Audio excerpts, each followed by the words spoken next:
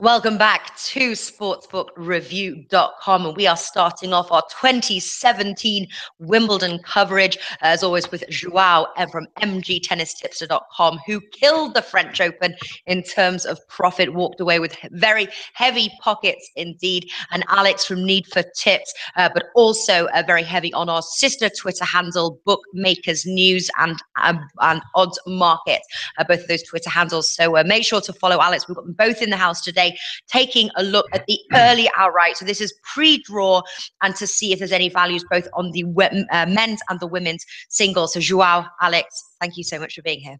Hi, Natalie. Thank you very much, Tina.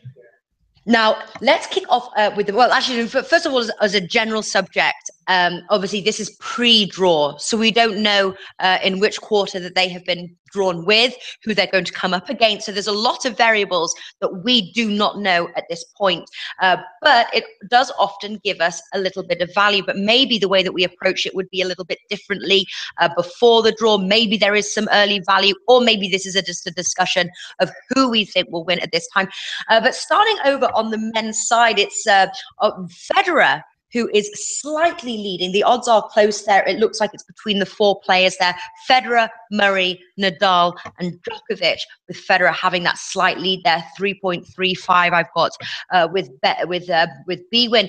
First of all, question to you, Joao: is it just those four people you think that could be lifting the trophy, or is there an outsider that we should consider? Well, how the tennis has been in recent months, it's hard to say that only these four can live with the trophy. However, they are without any doubt the main contenders to win at this moment. Looking at the other players that we have followed after them, as the favorite, Raonic is not going through a good moment with several physical problems. Cilic played a good tournament in Queens, losing only in the final. Zverev also played very well in Halle, losing also in the final, but his record on Grand Slam events is not the best. And we have also Nick Kyrgios, who can do very well in Wimbledon, but there are also some concerns about his physical condition after the retirement that he was forced to retire recently in Queens due to a hip injury, if I'm not mistaken. So at this moment, I think that these four are without any doubt the undeniable favorites. The odds show that, and I think that one of them will live with the trophy. All right, so you're saying that obviously there is always a chance of an outsider, but you are honing in on those top four. Alex, you are the same thinking there as Joao? Is it between these top four players? Yeah, I'm on the same page. I don't think that it will be an underdog winning the title. I think that those four big players, huge players, I hope that Federer will do his magic, but he will have he will have a big battle from Murray, from Nadal, from Djokovic, even though Nadal didn't play any match on grass till now. So let's see what will happen this week at Eastbourne, where they're playing a pre-tourney before Wimbledon, and after that, when we will see the draw, we will for sure know what should we expect from the draw. Yeah, well, obviously, so the king of clay, as you're mentioning then, Nadal, obviously won the French Open, I'm sure full of confidence, but it is a different game now on the Wimbledon grass. Do you think he has a high shot there of winning Wimbledon? Do you think, obviously, Murray on his home turf, so to speak, in front of his fans, could he bring home the title again? What are you thinking? Yeah, I think that Federer and Murray and Djokovic will fight for this trophy. I don't think Nadal, even though he's in great shape, but that's on clay. You know, he's the king of clay. Federer is the king of grass. Two completely different surfaces, and I don't think that Nadal enjoys Wimbledon at all. He will come, he will fight. He's a fighter. He's a really good player. But I don't think that he will win the trophy. Yeah. What do you think of Andy Murray's chances there? Joao, obviously, he'll be looking at retaining the title. He does perform well in Wimbledon. What do you think his chances are of making the finals? Yeah, he has a good record in Wimbledon. He's a two-time champion and the defending champion, as you mentioned. But he's not going through a good moment, and he's defeating in Queens in the opening round last week was a very poor one against Jordan Thompson. It was a tournament where he usually does very well, and it's such a boost to his confidence. He wins in Queens and then goes to Wimbledon full of confidence. And I think that from the four players, Federer, Nadal, Murray, and Djokovic, it will all depend on Djokovic's performance this week in Eastbourne. But I think that he can win the title. And from these four players, I think that Murray will be the one who will enter the tournament with lower levels of confidence. Okay, and that's so you think okay, Murray on low levels of confidence, and what about obviously Nadal, high off obviously off his French Open win, but he is the king of clay. What do you think that his possibilities of actually making the finals here, giving his current good form? Yeah, his record in Wimbledon in the recent 4 or 5 years has been quite poor. Several losses in the opening round, but he can play on grass. It's not by accident that he won that title 2 times and reached other two or three finals, if I'm not mistaken. He can play well there. He's left-handed, which is always an advantage on this surface where the serve is so important. Just to talk a little bit about the advantage of the left-handed players. We have four opportunities for the players to close the service game: 40 love, 40-15, 40-30, and advantage. And 3 of those are from the advantage side, so from the left side, where the left-handed players have the advantage. And on this fast surface, that is always a big advantage, being a left-handed. And he can do well on grass, although it's far from his favorite surface. It's a matter of being able to survive the first rounds when facing powerful opponents that can create some problems to him. Like we saw a couple of years ago against Will, he was just outplayed by the Czech's firepower. If he can survive the first week, I think that he'll have a lot of chances. But looking at the 4 and the current prices, the highest value for me, in my opinion, is on Djokovic. Yeah, that is right. 7.5. You can get as high as. What about his current form, though, Djokovic?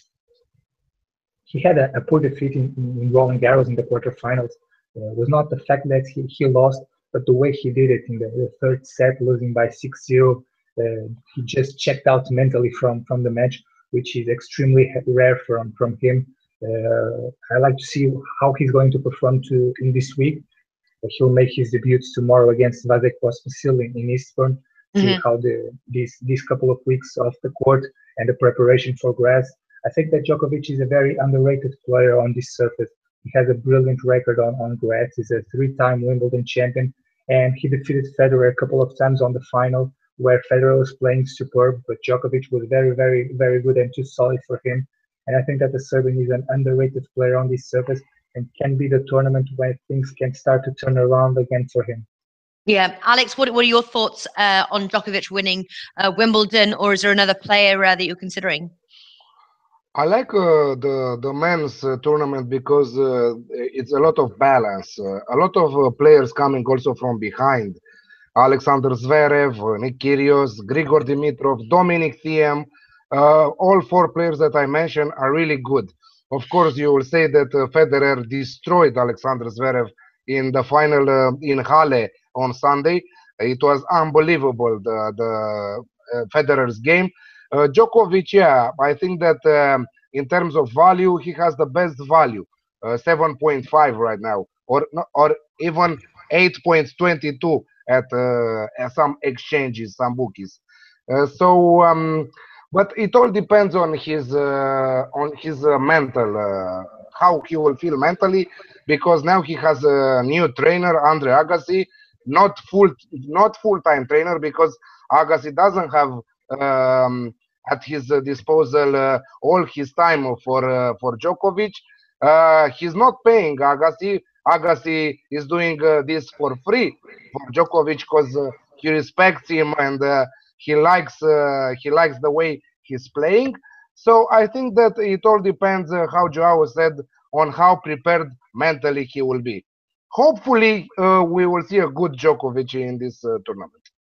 All right, so both Alex and Joao leaning towards Djokovic there. We do have, just quickly, Azrael Luberta is saying Wawrinka for final. Neither of you two have mentioned him.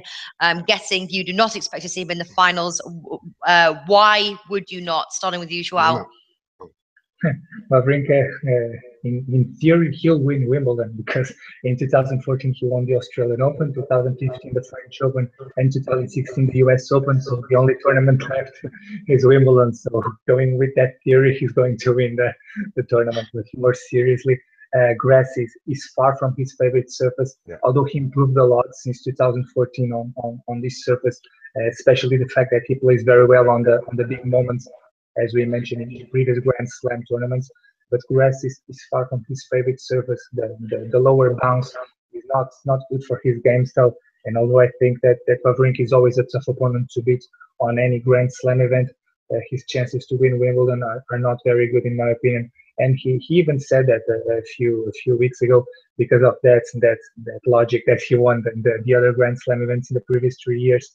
They asked him about Wimbledon, and he said he's not thinking about that, and his chances are quite remote. That makes an interesting point there. Alex, what do you think about that? Yeah, it will be a surprise for me if Wawrinka will pass the first week at Wimbledon. I think that if he will have a tough opponent in the second, third round, he will be out of the tournament. Me, with all my powers, I'm a big Federer fan. But realistically talking, Djokovic has a better value. Even though I want Federer to win the title because he deserves that, because he's great on grass. Now, as a long shot, I'm going for Dominic Thiem as a long shot at 41. Invest $1 and win 41. So yeah, that is my long shot, but not Stan Wawrinka for sure. Yeah, and some of these long shots as well, long shot bets as well. Always good to cash out if they make it past the final week. Their odds increase. You can sell those bets back. Moving over now onto the women's singles, and of course Serena Williams, who won last year, is out. And so the question is who is going to lift the trophy? It's wide open, and the odds really reflect that. You know, they're very close. It looks like anybody could take the title, a little bit like the French Open. How on earth do we go about betting, or do we not at this point of view? Joao, how are you approaching the outrights at this point, even before the draw? Yeah, it's quite impossible, as you said. As we mentioned also in Roland Garros, the WTA tour is wide open, very unpredictable. And Ostapenko's victory is an example of that. Out of nowhere, a huge surprise won the tournament. And we might have that happening in Wimbledon. But there's a player that is the main favorite, not the main, but the favorite. And I think that she deserves that status, which is Petra Kvitova. Although she spent several months away from competition, grass is her favorite surface. On a good day on grass, very few people can defeat her. Only Serena Williams, if she's at a very good level. But besides her, I think that Petra can defeat anyone. And her victory in Birmingham last week will give her a huge confidence. And she's also a two-time Wimbledon champion. So I agree with the odds here. And Petra Kvitova, in my opinion, is the favorite to win, but without any value due to the unpredictability and also the fact that she only played 2 tournaments before this event. Yeah, and I want to mention also, sorry Natalie, I want to mention that Petra Kvitova just retired from Eastbourne with a little injury. Also Ostapenko today with Suarez Navarro got injured at her foot. It's really tough to take out a winner from the WTA tournament. Simona Halep, for sure she will not win the trophy because we are talking about Wimbledon and it's grass and is not her favorite surface.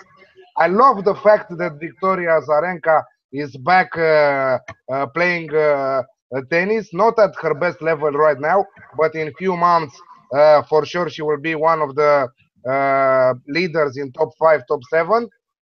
Venus Williams, for sure she will have some chances. Also, Karolina Pliskova, she has her chance. Great serve, great forehand, and it's really important on grass. Her weapons are really important on grass. So who knows? Let's see the draw. I want to see exactly the 2 sides where the players will be placed and talk after. Yeah, it's certainly a harder one here. Definitely don't go in. Bet a small amount, and maybe better to in-play betting, or certainly after the first week as well, when we see how each player is performing. But until then, we will be back on Friday to discuss the draw and other betting markets. So stay tuned for that. And then, of course, we will be back every single day covering each day of the tournament with Joao. And then don't forget as well to catch Alex over at Bookmakers News and Odds Market for live in-play betting. Thank you so much, guys. Thank you for watching, and I'll see you soon. Thank you. Thank you very much.